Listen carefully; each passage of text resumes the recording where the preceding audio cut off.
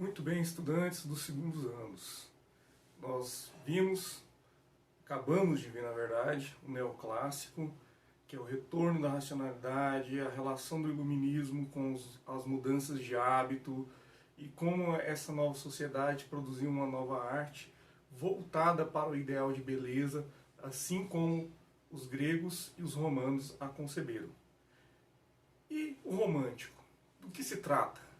Será que está ligado ao sentimental? Será que é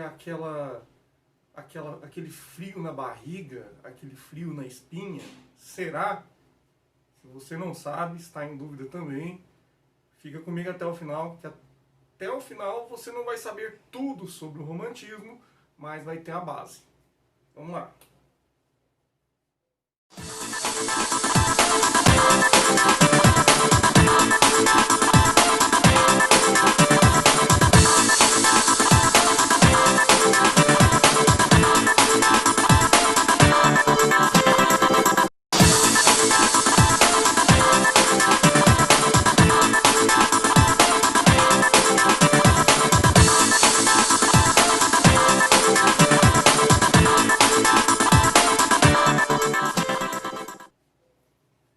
Bom, pessoal, como já falei para vocês, a gente sempre vai fazer uma referência do período romântico ao sentimental, né? A gente sempre, porque para o senso comum, para a linguagem popular, o romântico é o sentimental. É o namorado que carrega o buquê de flores para a sua amada. Mas, contudo, porém, o romântico é uma construção da idade moderna. Em que sentido? Bom, no sentido de que percebe-se que o ideal iluminista começa-se a perceber que o ideal iluminista, que é a ideia de revolução, igualité, liberté, fraternité, que não é para todos. Não é para todos, e não sendo para todos, existem aqueles que estão de fora dessa margem. E a esses que estão de fora, eles não participam da produção cultural.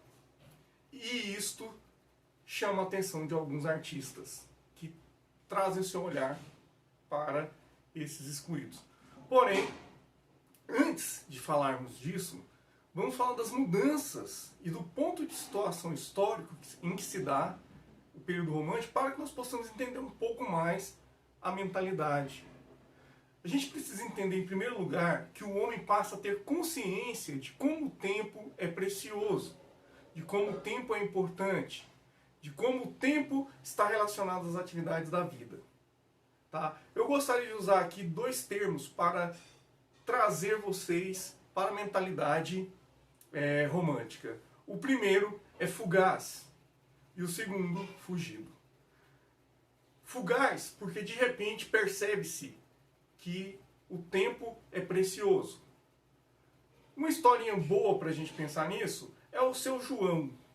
O Seu João, ele tem uma plantação de batatas, que é muito comum na Europa. A alimentação, a base do carboidrato deles é a batata. Ele acorda todo dia, 3 da manhã, para colher batatas frescas, para que essas batatas possam ser entregues na cidade, que fica a 40 quilômetros, até as 10 horas da manhã. Então ele tem que levantar às 3, ele passa 2 horas colhendo batatas, 5 horas ele despacha isso para a cidade de carroça. 5 horas da manhã. E a carroça vai andar a incríveis 15 km por hora. Ele vai levar essas batatas, tá? Então ele vai demorar aí mais ou menos 2 horas e meia para chegar lá, tá? Mais ou menos. Não é isso? Então ele vai chegar lá 7h30 da manhã. Ele vai chegar lá 7h30 da manhã. Bom, ok. O que tem a batata a ver com a arte e a ver... Não, ainda não tem nada a ver, mas calma aí que a gente vai chegar lá. Então, você agora que está acostumado a essa rotina, sabe o que cabe dentro da sua produção, você precisa dormir, mas tem que acordar 3 da manhã. Mas aí de repente, com essas inovações tecnológicas, com essas coisas de última geração que estão surgindo, lhe é oferecido um transporte mais eficiente, chamado trem a vapor, né? Que é um produto da Revolução Industrial, não é? O vapor, o vaporzinho, ok, beleza. Sei que todo mundo pirou na minha locomotiva aqui, mas vamos pensar o seguinte: essa locomotiva, ela vai se deslocar a incríveis, preste bem atenção, a incríveis 55 km por hora. Pessoal, estou saindo de 15 km por hora para chegar a incríveis 55 km por hora. Aí você vai falar, agora o seu João vai poder levantar mais tarde para poder colher a mesma quantidade de batatas, colocar no trem e despachar? É lógico que não, ele vai continuar acordando 3, só que ele vai colher mais batatas e vai querer ganhar mais. Então o capitalismo torna-se o ponto focal dessa nova sociedade.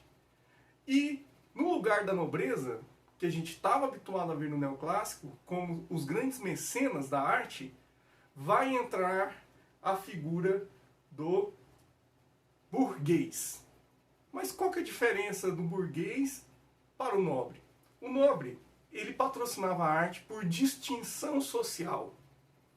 O burguês, não estava nem aí. A distinção social para o burguês se dava pela posse do capital. Ok, e o que isso tem a ver com a arte, a batata, o cara que agora vai ganhar mais dinheiro? Simples. O seu João é um felizardo candidato a um belo burguês, porque ele vai começar a explorar os meios de produção para ganhar mais dinheiro, capitalizar-se e tornar-se uma pessoa distinta na sociedade pelos seus bens.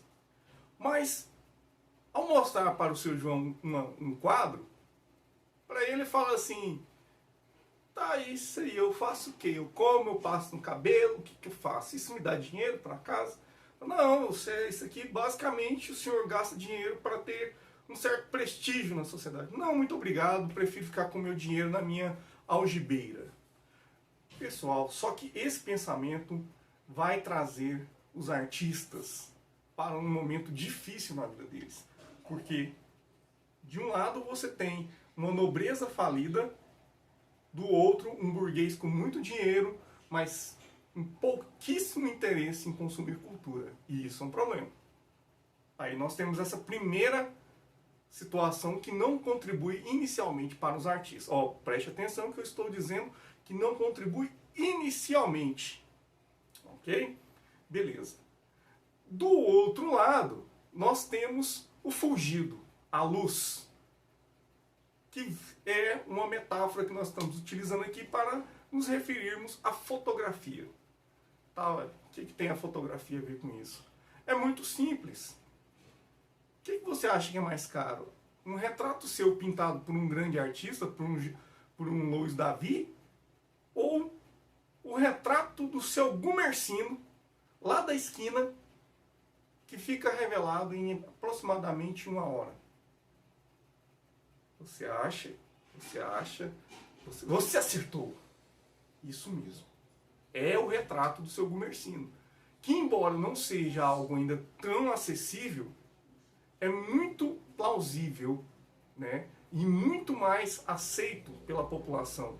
Inclusive pelo burguês. Porque o burguês é um novo rico. E o novo rico adora uma novidade. Adora uma novidade. Ele não sabe para que serve, mas diz que ninguém tem e ele quer.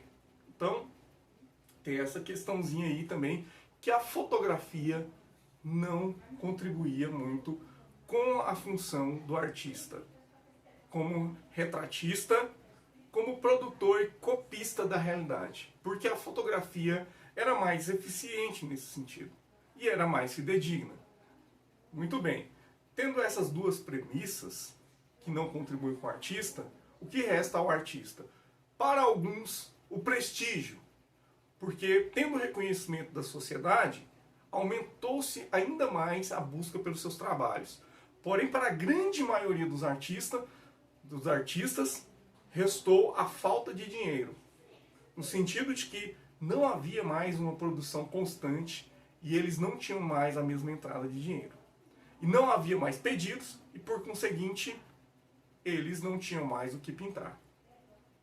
De forma encomendada, logicamente, porque o artista não para de produzir. Segundo Platão, o artista, que ele chama de artesão no texto dele, é o único que não conhece o ócio, porque ele está sempre pensando e sempre produzindo. Então, a arte, ela tem o seu reconhecimento enquanto trabalho desde a antiguidade. Se hoje não tem, é sinal que nós não evoluímos nesse sentido. Pode ser que nós tenhamos retroagido. Muito bem. Feito esse parênteses, o artista que não tem o que pintar, ele vai buscar os seus próprios temas. Ele vai trazer temas da literatura, ele vai trazer temas da Bíblia novamente. Lembra que lá no Neoclássico os temas bíblicos tinham ficado para lá? Pois é, ele retorna nesse momento. Retorna através do romantismo. Então, esses temas retornam. E o artista, ele não é mais aquele que aguarda receber encomendas para fazer suas pinturas. Porém, é aquele que vai oferecer o seu trabalho, que vai vender a sua obra. E aí nós também vamos presenciar um advento novo na sociedade, que é o mercado das artes, que está surgindo. Bom, nesse primeiro momento é importante nós pensarmos, tá, nesse contexto histórico. E esse vídeo é para contextualizar vocês com o texto que tem lá. Lá, nesse texto que eu estou deixando para vocês, na plataforma do Google Classroom, vocês vão ver os nomes dos artistas e as suas contribuições para esse movimento romântico. Vocês vão ver Camille Corot, ok? Vocês vão ver William Turner, vão ver William Blake, e aí vocês poderão entender que houve uma mudança no tipo de produção, que agora nós estamos deixando de lado aquela objetividade que era dura do neoclássico, e estamos trazendo novamente para a arte a parte da subjetividade. A subjetividade agora é a plataforma em que esses artistas vão trabalhar. Como o artista vê o mundo, como ele entende o mundo, como o artista sofre ao ver o mundo, tudo isso agora está transcrito aqui. Em algumas subdivisões do romantismo, você vai ver como existe um universo simbólico também dentro do romantismo, né? E como esse universo simbólico é traduzido principalmente por artistas que também são escritores, como William Blake. Bom, pessoal, como introdução, fica esse vídeo para vocês, para entender melhor em que contexto se insere o romantismo, e não deixe de ler as nossas atividades. Não deixe de ler, ok? Beleza? Muito bem. Valeu, galera. Muito obrigado e até a próxima.